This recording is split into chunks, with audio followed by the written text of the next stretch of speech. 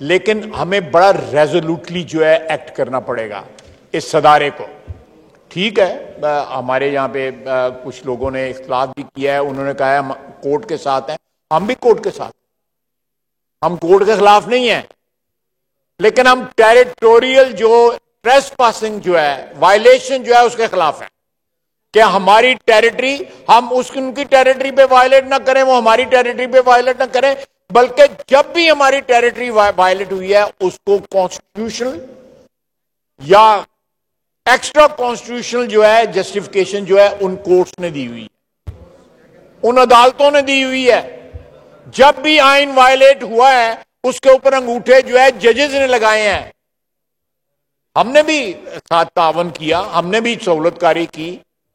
हम भी उसके बेनिफिशरी बने। सियासतदान जो है मुबर्रा नहीं है,